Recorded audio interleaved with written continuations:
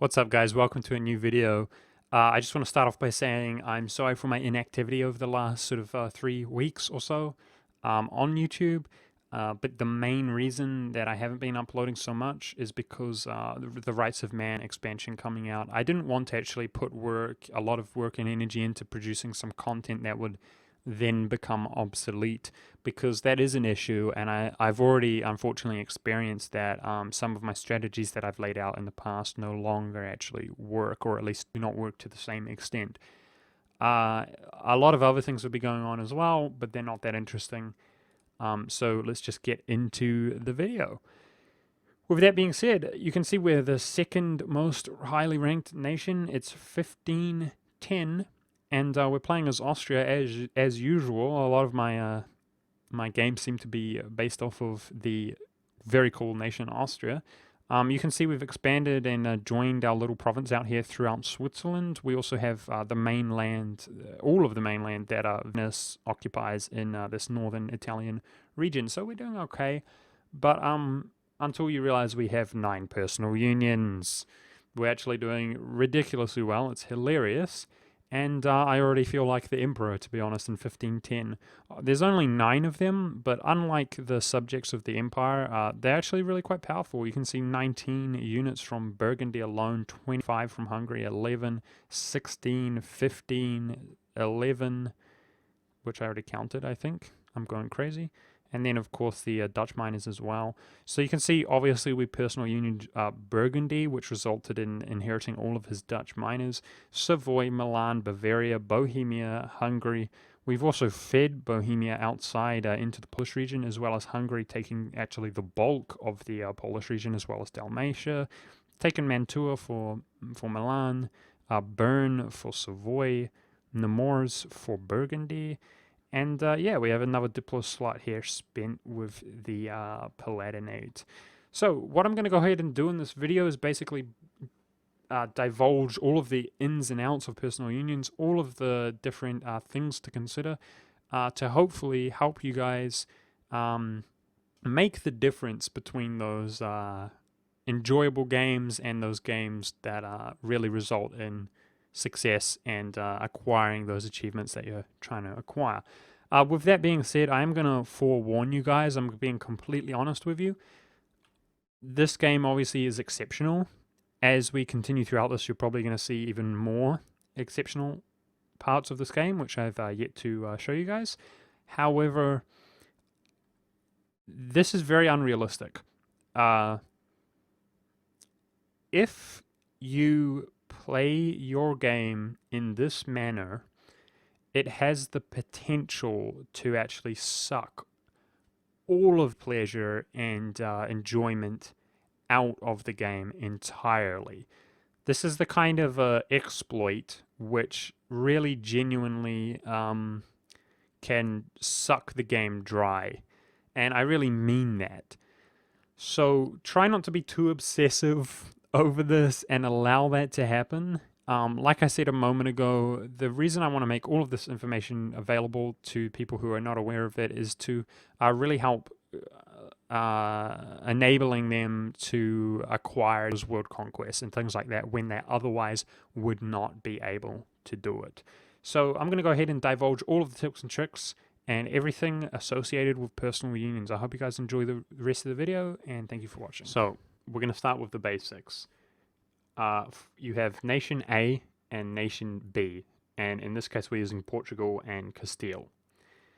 Basically, there will be a Portuguese dynasty, or a Nation A dynasty, and a Nation B dynasty. And this is referring to the family, in this case de Tristamar or de Avis, who actually govern over the nation. This is what we will refer to as a dynasty. So Nation A, Portugal, has a dynasty, and Nation B has a dynasty. In order to spread your dynasty, if you were Nation A, then you are going to have to make royal marriages with other nations, such as Nation B. And what you are hoping for is for the ruler to pass away without a valid heir. that is one of the only ways to spread your dynasty. Once your dynasty has actually spread to that nation, that is when it becomes quite feasible to actually PU them. And there are different methods of actually PUing a nation that has your same dynasty. One is declaring war on them and enforcing a union over them. So in this case, in my game, if we right click on our nation of Austria, then we can see all this information because we have so many personal unions. But we can actually see way down the list it says same dynasty as Henry the Seventh, England. And that is because we have a Habsburg on the throne of England. So in this case, he has no heir and no valid claim. One of the ways that you're able to PU a nation, in this case England, is by claiming their throne. You can see this is an option anywhere in your Dynasty Actions tab to any nation, but it will always be grayed out. As you can see, it says over Brunswick, we do not have the same ruling dynasty as them. You can only claim their throne if you have a royal marriage. So we would have to royal marriage them, and they would have to have our dynasty. In this case, I have already claimed the throne of England. In order to claim a throne, you need to have more prestige than their nation. In this case, you can see England is not very prestigious, whereas we are very prestigious, and I made that happen no problem. So if you ever find yourself claiming their throne, then you can now gain a unique CB called Claim on Throne, and the war goal will always be to take their capital. So I've got good relations and we have a truce, but in theory, I could click this button, defeat them in a war. The war goal will always be 84% war score, which means if the enthusiasm is low, you're going to need about 64 or more war score in order to win. However, once you win that war, you will inherit the entire country. So that is one method of PUing a nation that has your same dynasty. Now, the other method is to do it more peacefully. This is the other most common way to inherit a nation or PU a nation, and it is through exactly that. It's through inheritance. If this scenario that I described where Nation A has now spread their dynasty to Nation B, because Nation B died without a valid heir, the ruler died without an heir, and had a royal marriage with Portugal in this case. Castile had a royal marriage with Portugal. Now the dynasty of Portugal will be spread to the Castilian throne. If the same scenario plays out again, where the Nation B or Castile, their ruler dies and they do not have a valid heir, well, now on the second time this occurs, there is almost certainly going to be a succession over the throne. So if the same scenario plays out again where they have a royal marriage with a nation who has the same dynasty, basically when that ruler dies, there will be a succession over the throne. And what this means is somebody, whether it is Nation A or somebody else, will inherit Castile or Nation B when that happens. Now, we're going to get into a little bit of more sophisticated or more complex ways to actually PU a nation. But most often it will be the nation who is royally marrying that nation and she has the same dynasty. Okay, so those were the two most basic forms of PUing a nation, either inheriting them or enforcing a war over them, claiming their throne.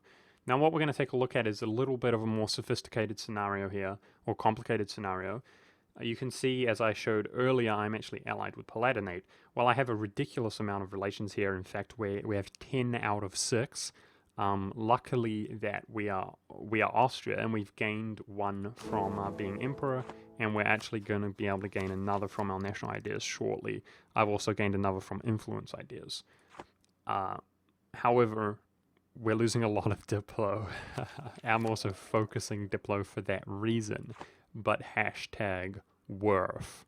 as you can see. So why is it that I'm using an extra Diplo slot here on the Palatinate? Well, because as you can see, there is going to be a succession war between France and Austria if this ruler dies. He's 49 years old. Now, this is a little bit of a more sophisticated way of PU'ing a nation, and it is where succession will occur because you can see this ruler has the same dynasty as Denmark. So this basically reduces the integrity of the ruling class. And then you can see it's between France and Austria. So this is a little bit of a unique scenario. Basically, the integrity is questionable because he's sharing it with another nation, but rather than actually Denmark inheriting that nation, because they do not have a royal marriage, it is between France and Austria. Now, you can see here it says succession war between France and Austria. The nation who is first mentioned is always going to be the nation who inherits the throne, and that means if this ruler dies, the Palatinate will be a personal union, a subject of France. However, Austria, which in this case is me, has the opportunity to declare war on France, and it will be a war over the Palatinate's throne. Just like claiming their throne, the war goal will be the Palatinate's capital, and it will cost a significant amount of war score. However, in this case, you can see how powerful we are. I am truly not that frightened of France. I am hoping for this to occur, and then we're going to have yet another personal union. Now, another way that you can simulate this, and another thing that you want to keep an eye out for, is you can PU nations in which you do not even have a royal marriage with. Like in this case, I'm kind of contesting the throne of the Palatinate by having a royal marriage with them. Well, you can actually contest thrones of other nations who you are not royal married to, and that is by actually rivaling them. Believe it or not, in most cases where this occurs, where a nation is under question, if you will, in terms of the game, because they share a dynasty with another nation, in most cases, they share that dynasty and they have a royal marriage with that nation. The reason this is a little bit of a weird scenario is because the Palatinate, who has Denmark's dynasty, does not have a royal marriage with Denmark. I assure you, if they did have a royal marriage with Denmark, then it would be Denmark who is going to inherit the throne rather than France. In that scenario, you can try to contest the throne.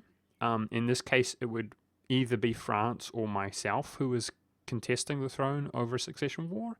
But there is another way, because just to clarify, we would not be contesting the throne if we did not have a royal marriage with the Palatinate in that circumstance.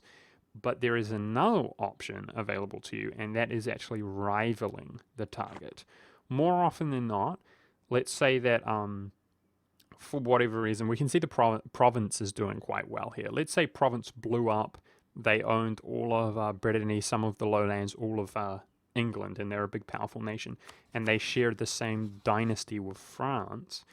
If the French throne was contested, he had a royal marriage with Provence, who is the same dynasty, and the French ruler was passing away without an heir,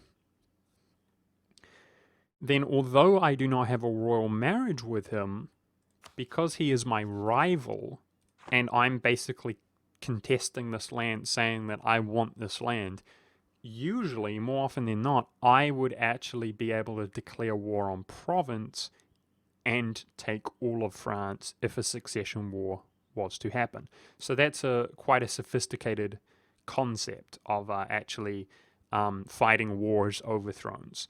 So not only is it PUing is not just about your own royal marriages and royal marrying nations in order to spread your dynasty or claim their throne, but it is also, you want to keep an eye out for other opportunities where nations whose dynasty is contestable, where you can basically hijack that and use it for yourself. So now we're going to talk about the kind of dream scenario. And in this game, this dream scenario has played out many times because I've been so powerful once I had a good number of personal unions going. Actually, I think Burgundy was my second, which then inherited all of the lowlands.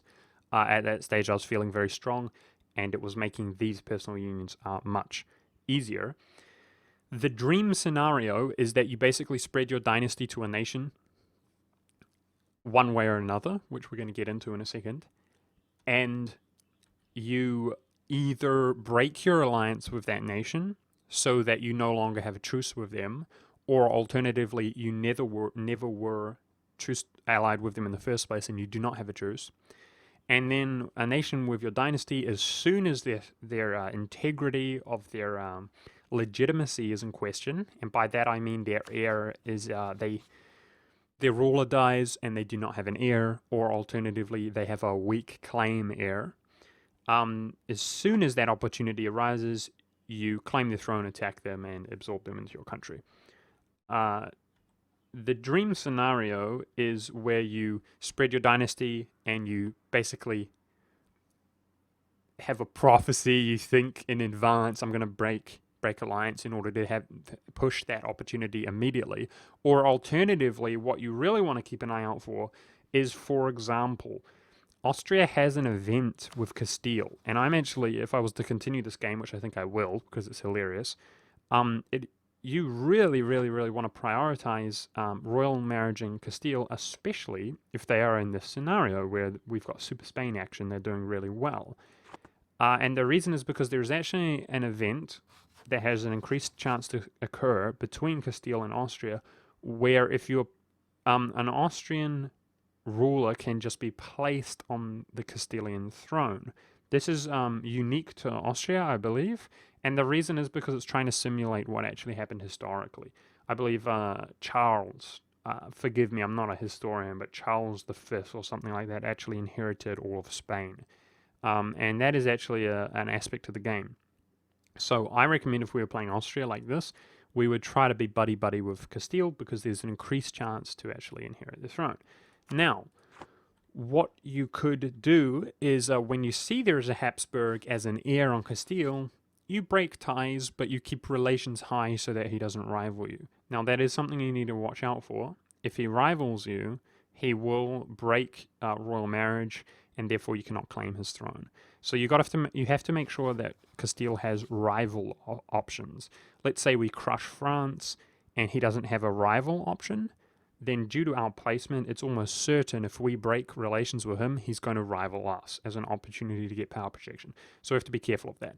Now, as soon as that heir comes of age, he might not have an heir himself. Boom, we declare war. We inherit all of Spain after winning that war. But furthermore, what you really want to keep an eye out for in this dream scenario that I'm trying to describe is Portugal and Spain are almost definitely allied to each other. So the real dream is when Castile, or Spain, spreads his dynasty, which is now our dynasty as Austria, to Portugal. But you as Austria are in no way related to Portugal.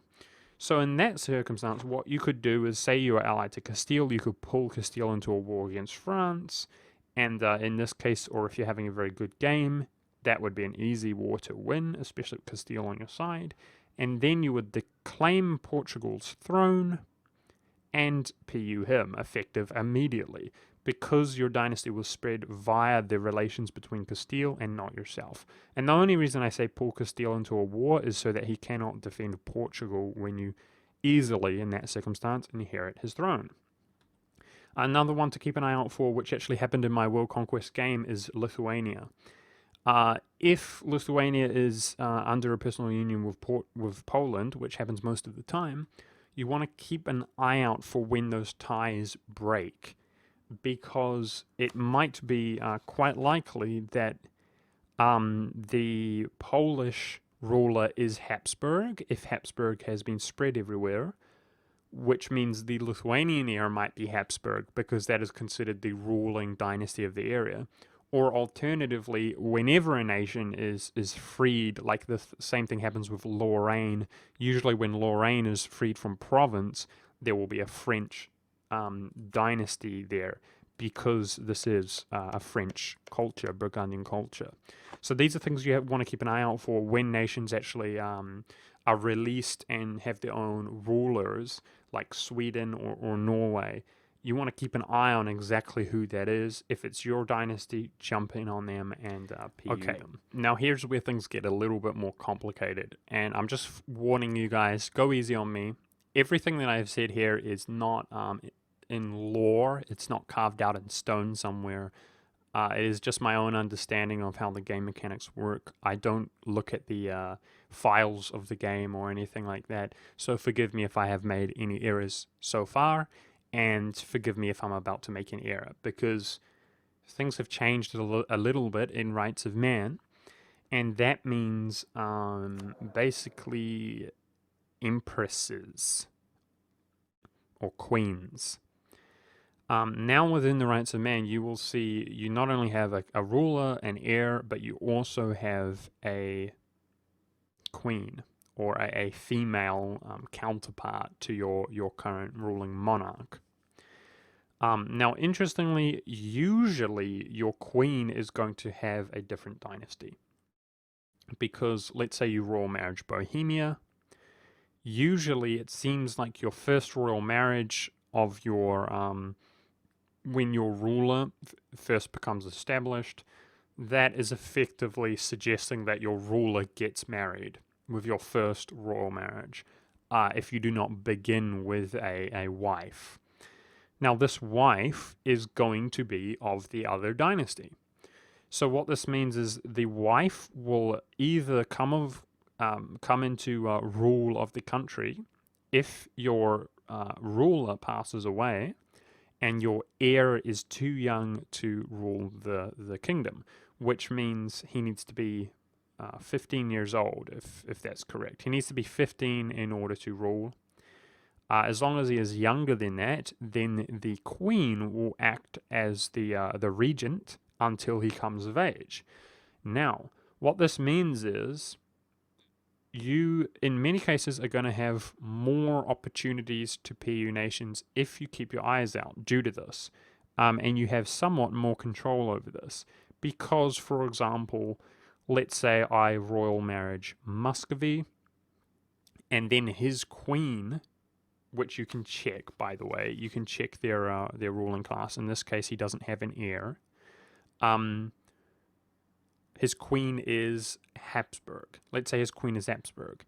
Now, his heir has a weak claim.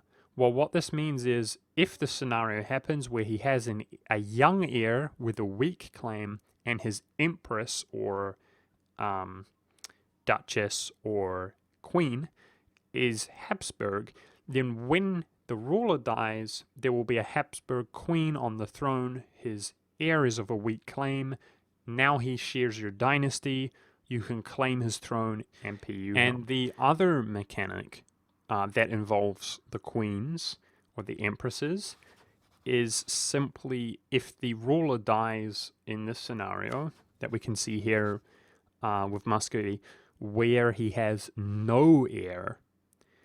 If the ruler dies with no heir, then usually the empress will inherit the throne.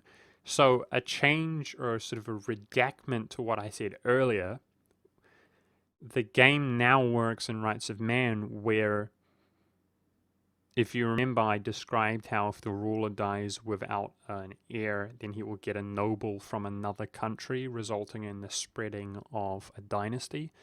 Or alternatively, if the same thing happens again when he already shares a dynasty with the other countries, there will be a succession over his throne. Well, now that is essentially hindered by the empresses or queens or duchesses. They will actually inherit the throne in that scenario if they have an empress, which they not always do. In that case, that empress will inherit the throne, and you might essentially see that dynasty of the empress now ruling over that nation. So what that means is you want to spread your dynasty if you can via royal marriages with having empresses over other nations. So that increases a little bit of opportunity there, but it also complicates things. So finally, last few things. A nation that has a personal union, like for example Aragon has a personal union over Naples in the beginning of the game, they will not lose their dynasty if their ruler dies without a heir. Period. They won't lose it. And I guess the way that the game is trying to justify that is you kind of have a larger ruling family. You have your family is governing over two nations, and therefore there are more nobles available of your own house. But so, for example, Castile will not lose his own dynasty, Tristamar. Again, I suppose from a logical standpoint, that's supposed to mean they have a vast royal family all over Castile, Aragon, and Naples, and he will not lose it because he owns his own personal unions. If his ruler was to die without an heir, there would be another Tristamar. They would just simply have a bad legitimacy. Okay, speaking of bad legitimacy, there is an alternative way to inherit a nation. And that is just like when their integrity of the nation is kind of in question because they share a dynasty with another nation, like in this case the Palatinate in Denmark, a similar scenario will play out if the ruler himself has bad legitimacy, not his heir, in which if you share a dynasty you can claim the throne if the heir has weak legitimacy.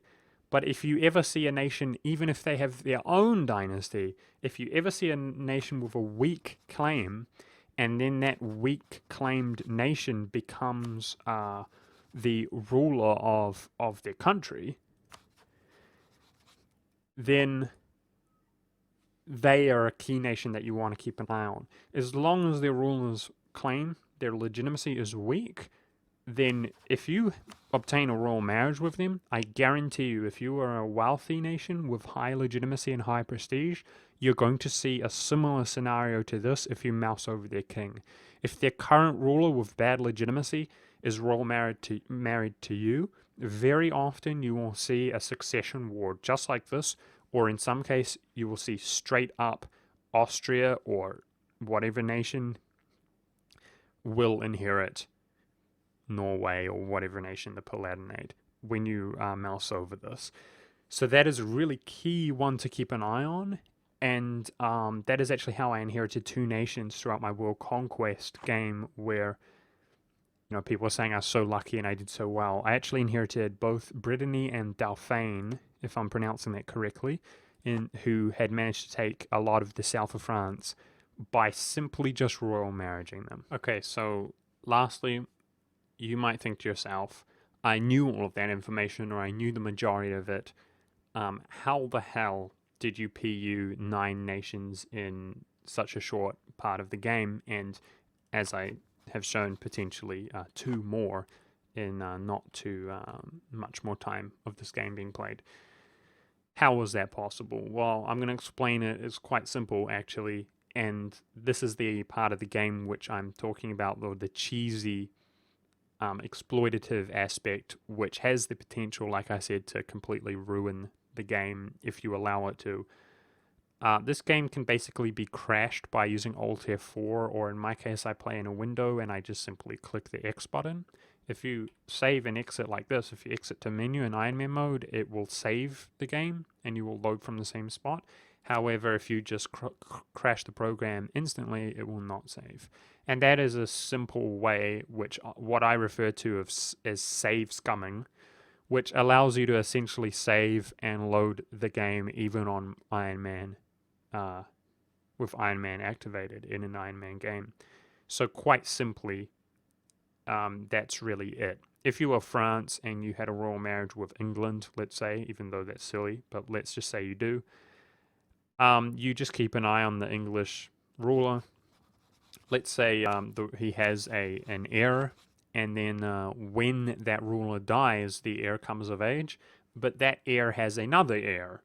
Well, you can simply see that the ruler died and close the game.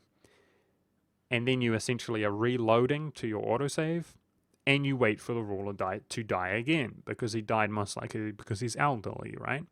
Then when he dies, his heir comes of age, but this time around, the heir does not have an heir.